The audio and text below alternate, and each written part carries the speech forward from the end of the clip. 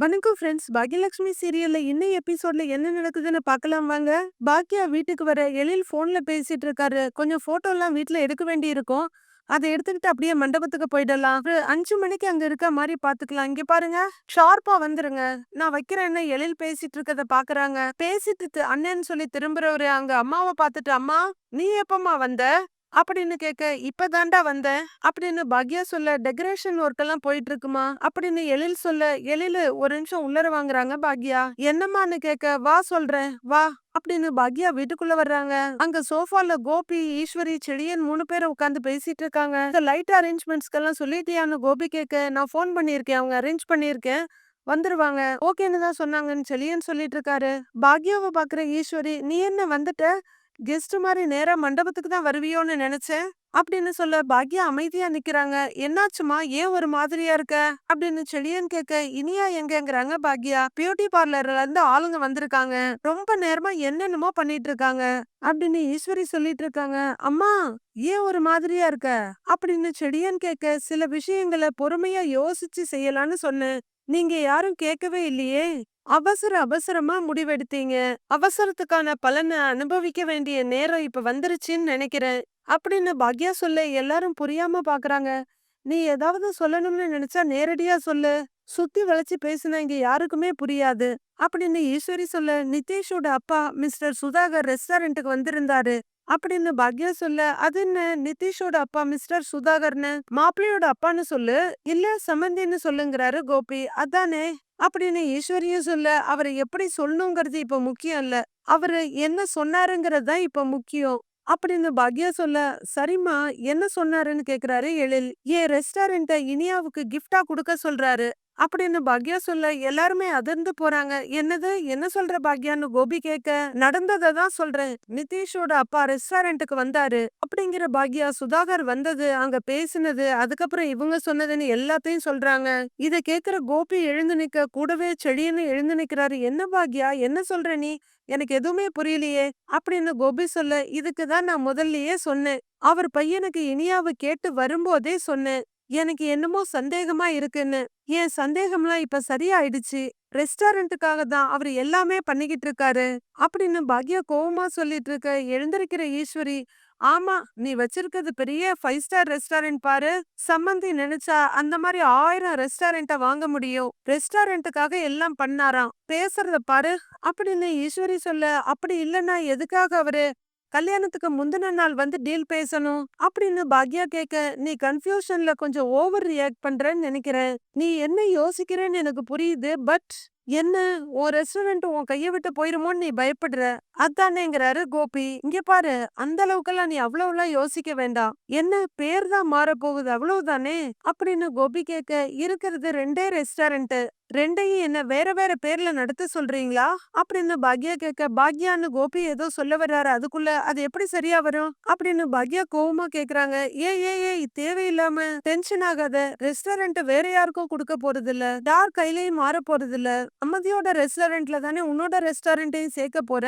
இதனால உனக்கு நல்ல பெனிஃபிட் தானே கிடைக்கும்" அப்படின்னு கோபி சொல்ல, "என்ன பெனிஃபிட் கிடைக்கும்" அப்படின்னு பாக்யா கேக்குறாங்க. "இப்ப உனக்கிட்ட இருக்க இந்த சின்ன ரெஸ்டாரண்ட்ல பெருசா எதுவும் ப்ரமோஷன் கிடைக்கல, ஆனா சம்பந்தியோட அவ்வளோ பெரிய ரெஸ்டாரண்ட் குரூப்போட சேர்த்தீன்னா உனக்கு எவ்வளவு ப்ரமோஷன் கிடைக்கும்னு நினைச்சு பாரு, எவ்வளவு அட்வர்டைஸ்மெண்ட் கிடைக்கும்னு நினைச்சு பாரு" அப்படின்னு கோபி சொல்ல, "இதுங்களுக்கு எப்படிடா புரிய வைக்கிறதுன்னு எழில பாக்யா பார்க்க, எழிலும் பாக்குறாரு. அது மட்டும் இல்ல, அவங்களோட சிக்னேச்சர் டிஷ், அதுவும் இல்லாம அவங்க செஃப் எல்லாம் உன் ரெஸ்டாரண்ட்டுக்கு வரும்போது கூட்டம் எவ்வளவு அதிகமாகும் தெரியுமா, நிறைய லாபம் வேற கிடைக்கும்" அப்படின்னு செழியன் சொல்ல, கோபியும் ஆமாங்கிறாரு. "ஆனா அது ஏன் ரெஸ்டாரண்டா இருக்காதுல்ல, இது உங்களுக்கெல்லாம் புரியுதா இல்லையா" அப்படின்னு பாக்யா கேட்ட, "அம்மா, எப்படிம்மாங்கிறாரு செழியன். "அவரு என் ரெஸ்டாரண்ட்ட முதல்ல விலைக்கு கேட்டாரு, இப்போ அவரு குரூப் ஆஃப் ரெஸ்டாரண்ட்ஸ்ல சேர்த்துக்க சொல்றாரு. எல்லாமே பக்கா பிளானோட தான் இதெல்லாம் பண்ணிக்கிட்டு இருக்காரு. அவரு சொல்றதுக்கெல்லாம் தலையாட்டினா கண்டிப்பா நாளைக்கு என் ரெஸ்டாரண்ட் என் கைய விட்டு போயிடும்" அப்படின்னு பாக்யா கோவமா கத்த, "அப்படியே போனாதான் என்னன்னு கூலா கேக்குறாங்க ஈஸ்வரி. எல்லாரும் அதிர்ச்சியா பார்க்க, "யாருக்கும் உன் ரெஸ்டாரண்ட்ட குடுக்கலையே, உன் பொண்ணுக்கு தானே குடுக்க போற, அப்புறம் ஏன் இவ்ளோ யோசிக்கிற" அப்படின்னு ஈஸ்வரி சொல்ல, "உங்களுக்கு புரியலையா அத்த, அது என்னோட ரெஸ்டாரண்ட் அத்த, நான் கஷ்டப்பட்டு உருவாக்குன ரெஸ்டாரண்ட் அது" அப்படின்னு பாக்யா நொந்து போய் சொல்ல, "உன் பொண்ணு வாழ்க்கைய விட உன் ரெஸ்டாரண்ட் தான் உனக்கு பெருசா போச்சா" அப்படின்னு ஈஸ்வரி கேக்குறாங்க. என் பொண்ணு வாழ்க்கை எவ்வளவு முக்கியமோ அதே அளவுக்கு என் ரெஸ்டாரண்ட்டும் முக்கியம் அப்படின்னு பாக்யா சொல்ல, இந்த ரெஸ்டாரண்ட் போனாலுமே இன்னொரு ரெஸ்டாரண்ட் இருக்குல்ல உனக்கு அப்படின்னு ஈஸ்வரி சொல்ல, அம்மா ஏம்மா தேவையில்லாம பேசி பாக்யாவை டென்ஷன் படுத்துறீங்க, இருங்க அப்படிங்கிற கோபி, பாக்யா டோன்ட் வரி, ஒன்னும் ஆக போறதில்ல அப்படின்னு கோபி சொல்லிட்டு இருக்க. நிறைய பிசினஸ் பீப்புள் மேரேஜ்ல நடக்கிற ஃபார்மாலிட்டி தானேமா இது, அவ்வளோ பெரிய குரூப்ல உன்னோட ரெஸ்டாரண்ட்டை சேர்த்துக்கலாம்னு நினைச்சாங்கல்ல, அதை நினைச்சு நீ ஹாப்பியா தாம்மா ஆகணும் அப்படின்னு செழியன் சொல்ல, அட மடையாங்கிற மாதிரி பாக்குறாங்க பாக்யா. ஈஸ்வரி, கோபி, செழியன்னு 3 பேரும் மாத்தி மாத்தி பாக்யாவோட மண்டைய கழுவிட்டு இருக்க.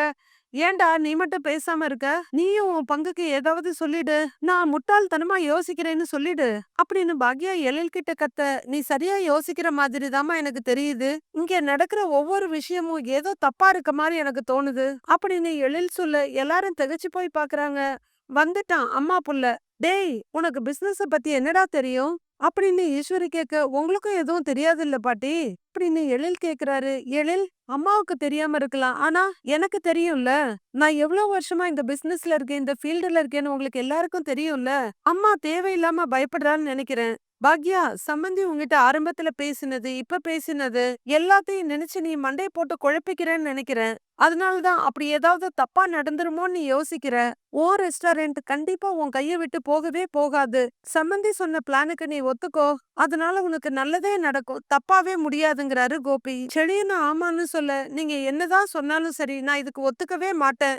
என்ன நம்பி அத்தனை லேடிஸ் இருக்காங்க, அவங்கள என்னால நடுத்தெருவுல நிறுத்த முடியாது அப்படின்னு பாக்யா உறுதியா சொல்ல, உன்னை நம்பி இருக்கவங்கள பத்தி எல்லாம் யோசிக்கிறியே, ஏன் உன் பொண்ணை பத்தி நீ கொஞ்சம் கூட கவலைப்பட மாட்டியா அப்படின்னு ஈஸ்வரி கேட்க, நான் என்னால முடிஞ்சதெல்லாம் என் பொண்ணுக்கு செஞ்சுட்டேன், இனிமேலும் செய்வேன்.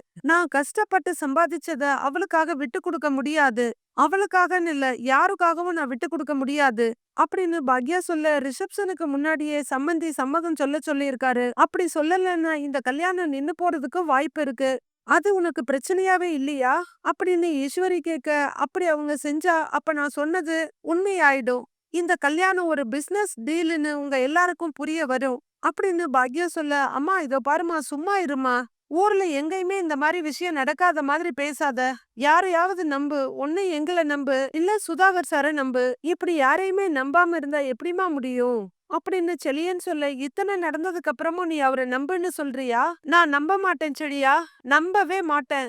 பிளான் பண்ணி என் ரெஸ்டாரண்ட்டை வாங்கணும்னு நினைக்கிறாங்க, அதுக்கு இனியாவ பகடக்காய பயன்படுத்துறாங்க, உங்களுக்கு தெரியாமையே நீங்க எல்லாரும் அதுக்கு துணை போறீங்க அப்படின்னு பாக்யா சொல்ல, எழில ஆமான்னு தலையாட்டுறாரு. முட்டாள் மாதிரி பேசாத பாக்யா அப்படின்னு ஈஸ்வரி சொல்ல, நான் என்ன சொன்னாலும் புரிஞ்சுக்காத உங்ககிட்ட வந்து வந்து பேசுறேன்ல, நான் முட்டாள் தான் அத்தை, நான் முட்டாள் தான், இந்த பிரச்சனையை எப்படி சரி பண்றதுன்னு எனக்கு தெரியும், நானே சரி பண்ணிக்கிறேன் அப்படிங்கிற பாக்யா அங்கிருந்து வேகமா போக, அம்மானு கூப்பிட்டுட்டு நிக்கிறாரு எழில். என்னடா இவ புது பிரச்சனையை கிளப்புறா, செழியன் கல்யாணத்துல எழில் கல்யாணத்துல பண்ண மாதிரி எதுவுமே பண்ணாம அமைதியா இருக்காளேன்னு நான் கொஞ்சம் சந்தோஷப்பட்டேன், இதோ ஆரம்பிச்சிட்டாளேன்னு பல்ல கடிக்கிறாங்க ஈஸ்வரி. பாட்டி, உடனே அம்மா மேல பழிய போடாதீங்க, அவங்க சொல்றதுல ஒரு நியாயம் இருக்குன்னு உங்களுக்கு ஏன் புரிய மாட்டேங்குது அப்படின்னு எழில் சொல்ல, டேய் உன்னை கெஞ்சி கேட்டுக்கிறேன், கொஞ்ச நேரம் அமைதியா இருடா அப்படின்னு ஈஸ்வரி கையெடுத்து கும்பிட, என்னமோ பண்ணி தொலைங்கின்ற மாதிரி திரும்பிக்கிறாரு எழில். டேய் இப்ப என்னடா பண்றது அப்படின்னு ஈஸ்வரி கேட்க, பாக்யாவுக்கு சந்தேகம் வந்திருக்கு, அதை தீர்த்து வைக்க வேண்டியது நம்மளோட கடமை இல்லையா, ஆமா நான் போயிட்டு சம்மந்திக்கிட்ட பேசிட்டு வரேன் அப்படின்னு கோபி சொல்ல, சரி நானும் வரட்டுமான்னு எழில் கேக்குறாரு. இல்ல வேண்டாம், நானே அவரை போய் பார்த்து பேசிட்டு வரேன், அவர் என்ன சொல்றாருன்னு நாம கேட்கணும் இல்ல அப்படின்னு கோபி சொல்ல, கல்யாணம் நடக்காம போகாது இல்லன்னு சந்தேகமா கேக்குறாங்க ஈஸ்வரி. அம்மா அப்படி எதுவும் நடக்காதுமா, நாம பிளான் பண்ணபடி ரிசப்ஷன் கல்யாணம் எல்லாம் ஜாம் ஜாம்னு நடக்கும், ஓகே நான் போய் அவர்கிட்ட பேசிட்டு வந்துடுறேன் அப்படிங்கிற கோபி வரேண்டான்னு செல்லியன் தோல்ல தட்டிட்டு கிளம்புறாரு. கடவுளே, பிரச்சனை இல்லாம இந்த வீட்ல ஒரு கல்யாணம் கூட நடக்கல, சேன்னு சலிச்சிட்டு இருக்காங்க ஈஸ்வரி. ரூம்ல வந்து உட்கார்ற பாக்யா யோசிச்சுட்டு இருக்காங்க, அப்படியே போனாதான் என்ன பாக்யா, யாருக்கும் உன் ரெஸ்டாரண்ட் நீ குடுக்கலையே, உன் பொண்ணுக்கு தானே குடுக்க போற, உன் பொண்ணு வாழ்க்கைய விட உனக்கு ரெஸ்டாரண்ட் தான் முக்கியமா போச்சா அப்படின்னு ஈஸ்வரி சொன்னதெல்லாம் நினைச்சு பாத்துக்கிட்டு இருக்காங்க. சம்மதியோட அவ்வளவு பெரிய குரூப் ஆஃப் ரெஸ்டாரண்ட்ஸ் கூட சேர்த்தீன்னா உனக்கு எவ்வளவு ப்ரமோஷன் கிடைக்கும்னு நினைச்சு பாரு, உனக்கு எவ்வளவு அட்வர்டைஸ்மெண்ட் கிடைக்கும்னு நினைச்சு பாரு அப்படின்னு கோபி சொல்றது அவங்க மைண்டுக்குள்ள வந்துட்டு போகுது. அப்போ இனியா வந்து பாக்யாவுக்கு எதிரில உட்கார கொஞ்சம் சிரிப்போட அவங்கள பார்த்துட்டு அவங்க முகத்தை அப்படியே தடவி நெட்டி முறிக்கிறாங்க பாக்யா. சாரிமான்னு பாக்யா இனியா சொல்ல, எதுக்குன்னு பாக்யா கேக்குறாங்க. எல்லா விஷயமும் எனக்கு தெரியும். என்னால தானேம்மா இத்தன பிரச்சனை. சாரி. என்ன பத்தி நீ எதுவும் யோசிக்காத. என் கல்யாணம், என் லைஃபு எல்லாத்தையும் ஓரமா தூக்கி வச்சுட்டு, உன்ன பத்தி மட்டும் நீ யோசி. உன் ரெஸ்டாரண்ட்ட குடுத்தா தான் இந்த கல்யாணம் நடக்கும்னா, அப்படி ஒரு கல்யாணமே எனக்கு வேண்டாம்மா. எனக்காக, இந்த வீட்டுக்காக நீ நெறைய விட்டு குடுத்துருக்கம்மா. உன் சந்தோஷம், உன் பேஷன் எல்லாத்தையுமே விட்டு குடுத்துருக்க. நீ ஆசைப்பட்டு ஆரம்பிச்ச இந்த ரெஸ்டாரண்ட்டையும் விட்டு குடுத்துடாத. என்ன பத்தி, என் எதிர்காலத்த பத்தி எனக்கும் ஒரு நல்ல பிளான் இருந்தது தான். அத நான் பாட்டிக்காகவும், டாடிக்காகவும் விட்டு குடுத்துட்டேன். பிடிச்சத விட்டு குடுக்கறதோட வலி என்னன்னு எனக்கும் நல்லா தெரியும்மா. எனக்காக நீ நெறைய கஷ்டப்பட்டுட்ட. இனியும் கஷ்டப்பட வேண்டாம்மா. நீ உன் ரெஸ்டாரண்ட்ட அவங்களுக்கு குடுக்காத. அதனால இந்த கல்யாணம் நிக்கிறதா இருந்தா நிக்கட்டும்மா. எனக்கு அதுல சந்தோஷம் தான். அப்படின்னு இனியா சொல்ல, "இனியா, நீ கவலைப்படாத இனியா. இந்த பிரச்சனைய நான் பாத்துக்கிறேன். எனக்கு ஒண்ணே ஒண்ணு மட்டும் சொல்லு. அம்மா எந்த முடிவு எடுத்தாலும் நீ வருத்தப்பட மாட்டல்ல? அம்மா மேல கோவப்பட மாட்டல்ல?" அப்படின்னு பாக்யா கேட்க, இல்லன்னு தலையாட்டுற இனியா, "மாட்டேம்மா. உனக்கு எது சரின்னு தோணுதோ அத பண்ணு." அப்படின்னு இனியா சொல்ல, "வர்றேன் இரு." அப்படின்னு எழுந்து போறாங்க பாக்யா. வீட்டுக்கு வந்த சொந்தக்காரங்க கிட்ட மாப்பிள்ளை இனியாவ டிவில பார்த்தாராம். கல்யாணம் பண்ணா அவளதான் கல்யாணம் பண்ணுவேன்னு அடம் பண்றாராம். அப்படின்னு ஈஸ்வரி சொல்ல, "அப்படியா?" அப்படின்னு ஒரு லேடி கேட்க, "அவ்ளோ பெரிய இடம். நாமெல்லாம் என்ன தவம் இருந்தாலும் இப்படி ஒரு இடம் கிடைக்காது. மாப்பிள்ளை தங்கம்னா தங்கம். அப்படி ஒரு தங்கம்னு ஈஸ்வரி சொல்லிட்டு இருக்க." இதெல்லாம் கேட்டுட்டு மாடிப்படியில இருந்து இறங்கி வர்றாங்க பாக்யா. மாப்பிள்ளையோட அம்மா அதுக்கு மேல பெரிய பணக்காரங்க. ஆனா கொஞ்சம் கூட பணத்திமிரோ ஆணவமோ இல்ல. அவ்வளவு தன்மையா பேசுறாங்க. மரியாதையா நடந்துக்கிறாங்க. அப்படின்னு ஈஸ்வரி பேசிக்கிட்டே இருக்க, அதெல்லாம் பார்த்துட்டு கிச்சனுக்குள்ள நுழையுறாங்க பாக்யா. வீடு ஃபுல்லா கலர் கலரா தோரணம் கட்டி ரொம்பவே டெக்கரேட் பண்ணியிருக்காங்க. அப்ப அந்த பக்கம் வந்த பாக்யாவ, "பாக்யாக்கா நல்லா இருக்கீங்களா?" அப்படின்னு ரிலேட்டிவ்ஸ் கேட்க, நான் நல்லா இருக்கேன். நீங்க நல்லா இருக்கீங்களான்னு பாக்யா கேக்குறாங்க.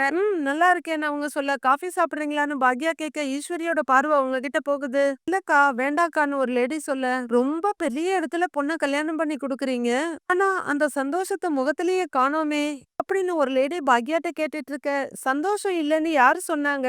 அப்படின்னு ஈஸ்வரி ரொம்பவே சந்தோஷமா கேட்க, "அதானேங்கிறாரு இன்னொருத்தரு." அவங்க கிட்ட எழுந்து வர்ற ஈஸ்வரி, "எங்க எல்லாருக்குமே ரொம்ப ரொம்ப சந்தோஷம். 2, 3 நாளா ஓடி ஆடி கல்யாண வேலையெல்லாம் பார்த்ததுல பாக்யா ரொம்ப டயர்டா இருக்கா." "இல்ல பாக்யா?" அப்படின்னு ஈஸ்வரி கேட்க, பாக்யா எதுவும் சொல்லாம அமைதியா நிக்கிறாங்க. நிலைமைய சமாளிக்க, "சரி சரி, நீங்க பேசிக்கிட்டு இருங்க. நான் இதோ வந்துடுறேன். பாக்யா, அந்த நகையெல்லாம் எடுத்து வைக்க சொன்னேனே, எடுத்து வச்சிட்டியா? பாக்யா, என்கிட்ட எடுத்து காட்டு." "வா." அப்படின்னு பொம்மை மாரி நிக்கிற பாக்யாவ கைய பிடிச்சு இழுத்துட்டு போறாங்க ஈஸ்வரி. நேரா ஈஸ்வரி அவங்க ரூம்குள்ள கூட்டிட்டு வர, "அத்தை விடுங்க அத்தை, விடுங்க." விடுங்கன்னு பாக்யா சொல்ல, "என்ன நினைச்சிட்டு இருக்கிற நீ? எதுக்கு இப்ப முகத்த தூக்கி வச்சிட்டு இருக்கிற? இந்த கல்யாணத்துல உனக்கு விருப்பம் இல்லைன்னு ஊருக்கே தெரியணுமா? ஊர் உலகத்துல எத்தனையோ அம்மாவ பாத்திருக்கேன். ஆனா உன்ன மாரி ஒருத்திய நான் பார்த்ததே இல்ல. பொண்ணுக்கு கல்யாணம் நடக்க போகுது. அப்படி ஒரு மாப்பிள்ளை இனியாவுக்கு கிடைச்சிருக்காரு. அதெல்லாம் நினைச்சு சந்தோஷப்படுறத விட்டுட்டு உன் ரெஸ்டாரண்ட்ட நினைச்சு கவலைப்பட்டுக்கிட்டு இருக்கிற? என்ன பதில காணோம்னு வம்பிழுக்கிறாங்க ஈஸ்வரி. எப்படி இந்த கல்யாணத்தை நிறுத்தலாம்னு யோசிக்கிறியா? ஊர் உலகத்துல எப்படிலாம் பிள்ளைங்களுக்கு கல்யாணம் பண்ணி வைக்கிறாங்க தெரியுமா? ஆனா நீ உன் ரெஸ்டாரண்ட்ட குடுக்க மாட்டேங்கிற. அதுவும் முழுசா குடுக்க சொல்லல. பேரை மாத்தணும்னு தான் அங்க சம்மந்தி சொன்னாரு. அதுக்கு நீ சம்மதிக்கவே மாட்டேங்கிற. அப்படின்னு ஈஸ்வரி சொல்லிட்டு இருக்க, நம்ம பசங்களுக்கு நாம செய்யறது வேற. ஆனா இதெல்லாம் செஞ்சே ஆகணும்னு கட்டாயப்படுத்துறது வேற. கல்யாணத்துக்கு முத நாள் வந்து ரெஸ்டாரண்ட்ல டீலிங் பேசுறவரு, ரிசப்ஷனுக்கு முன்னாடி உங்க முடிவை சொல்லுங்கன்னு சொல்றவர் வீட்டுக்கு நம்ம இனியாவ கல்யாணம் பண்ணி குடுக்கறது சரியா வரும்னு நீங்க நினைக்கிறீங்களா? அப்படின்னு பாக்யா கேட்க, எல்லாம் சரியா வரும். ஆனா ஒன்னே ஒண்ணு சொல்றேன் பாக்யா, இனியா கல்யாணத்துக்காக அவ்வளவு செலவு பண்ணியாச்சு. சொந்தக்காரங்க எல்லாரையும் வர வச்சாச்சு. இத்தனைக்கு பிறகு நீ கல்யாணத்தை நிறுத்துனேன்னு வையேன், நம்மளால அந்த அவமானத்தை தாங்கவே முடியாது. அதுக்கப்புறம் இனியாவுக்கு கல்யாணமே நடக்காது. நீ சந்தோஷமா உன் ரெஸ்டாரண்ட்ட நடத்தலாம். ஆனா உன் பொண்ணு வாழ்க்கை நாசமா போயிடும். அத மட்டும் நீ கொஞ்சம் நல்லா யோசிச்சுக்க. இனியா கல்யாணத்துல நீ எந்த தடங்கலும் பண்ணாத. அப்படி ஏதாவது நீ பண்ணணும்னு நினைச்ச, அப்புறம் நான் உன்னை மன்னிக்கவே மாட்டேன் சொல்லிட்டேன். அப்படின்னு ஏதோ பாக்யா மண்டி போட்டு மன்னிப்பு கேட்டுட்டு இருக்க மாதிரி சொல்லிட்டு போறாங்க ஈஸ்வரி. நொந்து போய் பயங்கர குழப்பத்துல நிக்கிறாங்க பாக்யா. கோபி மெல்ல சுதாகர் வீட்டுக்குள்ள வர, அங்க எல்லா பக்கமும் டெக்கரேஷன் களை கட்டி இருக்கு. அப்படியே அவர் சுத்தமுத்தையும் பார்க்க அங்கங்க சொந்தக்காரங்க வந்து நிக்கிறாங்க. முடியவே முடியாது. நீங்க நேரா இங்க தான் வரணும். இங்க இருந்து தான் மண்டபத்துக்கு போறோம். அப்படின்னு பேசிட்டு இருக்க சந்திரிகா கோபிய பார்த்துட்டு வாங்க சம்மந்தின்னு வர்றாங்க. அவரு வணக்கம் சொல்ல இவங்களும் வணக்கம் சொல்லிட்டு நாங்க எல்லாரும் ரிசப்ஷனுக்கு தான் ரெடி ஆயிட்டு இருக்கோம். ஏதாவது ப்ராப்ளமா? வாங்க உட்காருங்கங்கறாங்க சந்திரிகா. இல்ல சம்மந்தி இல்லையான்னு கோபி கேட்க, அவரு மாடியில தான் இருக்காரு. அப்படின்னு சந்திரிகா சொல்ல, அவர்கிட்ட முக்கியமான ஒரு விஷயம் பேசணும். அப்படின்னு கோபி சொல்ல, என்ன சம்மந்தி ஏதாவது பிரச்சனையான பதட்டப்படுறாங்க சந்திரிகா. அச்சச்சோ! இல்ல, இல்ல. இல்ல, இல்ல. வேற ஒரு விஷயம். ஒரு சின்ன சஜஷன் கேட்கணும் அப்படிங்கிறாரு கோபி. ஓகே, ஓகேங்கிற சந்திரிகா. நீங்க இங்க பேச வேண்டாம். மேல போயிடுங்க அப்படிங்கிறவங்க, கார்த்தி மாமா மேல இருக்காரு. இவர அங்க கூட்டிட்டு போன்னு சொல்ல ஒரு பையன் வந்து வாங்க போகலான்னு கூப்பிடுறாரு. கோபி அந்த பையன அந்த பக்கம் போக, ஹலோ நீங்க லைன்ல தானே இருக்கீங்கன்னு சந்திரிகா யார்கிட்டயோ பேசிட்டு போறாங்க. சரி நீங்க போங்க அந்த வேலைய பாருங்கன்னு சுதாகர் இன்ஸ்ட்ரக்ஷன் குடுத்துட்டு இருக்காரு. மாமா உங்கள பார்க்க வந்திருக்காங்கன்னு கார்த்திக் வர, ஓகே நீ போ அப்படிங்கிறாரு. கோபிய பார்த்து வாங்க சம்மந்தி. மாப்பிள்ளை வீட்டு ஆளுங்களுக்கு வேலை பெருசா இருக்காதுன்னு நினைச்சேன். ஆனா தலைக்கு மேல வேலை இருக்கு. உங்க வீட்ல எல்லாரும் மண்டபத்துக்கு போயிட்டாங்களா? அப்படின்னு சுதாகர் சொல்ல, கிளம்பிக்கிட்டே இருக்காங்க. அப்படின்னு கோபி கொஞ்சம் தயக்கமா சொல்ல, ஆமா நிதிஷ பாத்தீங்களான்னு கேக்குறாரு சுதாகர். இல்ல அப்படின்னு கோபி சொல்ல, இருங்க வர சொல்றேன்னு போன கையில எடுக்கிறாரு. இல்ல, இல்ல சம்மந்தி நான் உங்கள பார்க்க தான் வந்தேன். அப்படின்னு கோபி சொல்ல, அப்படியா சொல்லுங்க. அப்படின்னு அதே புன்னகையோட கேட்க, ஒரு முக்கியமான விஷயத்த பத்தி உங்ககிட்ட கொஞ்சம் எக்ஸ்பிளனேஷன் கேட்கலான்னு வந்தேன். அப்படின்னு கோபி சொல்ல, கொஞ்ச நேரத்துல ரிசப்ஷன் மண்டபத்துக்கு போகாம என்ன தேடி வந்திருக்கீங்கன்னா முக்கியமான விஷயமா தான் இருக்கும். சொல்லுங்க அப்படின்னு சுதாகர் சிரிப்போட கேக்குறாரு. நீங்க பாக்யாவோட ரெஸ்டாரண்ட்டுக்கு போனதா என்கிட்ட சொன்னா. அப்படின்னு கோபி சொல்ல, ஆமாங்கிறாரு சுதாகர். அது மட்டும் இல்லாம நீங்க பாக்யாவோட ரெஸ்டாரண்ட்ட எழுதி கொடுக்க சொன்னதா சொன்னீங்களாமே. அப்படியா? அப்படின்னு கோபி கேட்க, ஓ! சம்பந்தியம்மா அப்படி புரிஞ்சுக்கிட்டாங்களா? அப்படின்னு சிரிக்கிற சுதாகர், நான் அப்படி கேட்கல. என்னோட ஐ மீன் நம்மளோட எஸ்எல்சி குரூப்ல அவங்க ரெஸ்டாரண்ட்ட சேர்த்துக்க சொல்லி மட்டும் தான் நான் கேட்டேன். அப்படின்னு சுதாகர் சொல்ல, நீங்க எதுக்காக அப்படி பண்ணணும்னு கோபி கேட்டுட்டு இருக்காரு. அப்போ ஒரு ரிலேட்டிவ், அண்ணே நல்லா இருக்கீங்களா? அப்படின்னு கேட்டுட்டே சுதாகர் கிட்ட வர, நீங்க போங்கம்மா நான் சம்மந்தி கிட்ட பேசிட்டு வரேன். அப்படின்னு சுதாகர் சொல்ல, இவர்தான் சம்மந்தியான அந்த லேடி கேக்குறாங்க.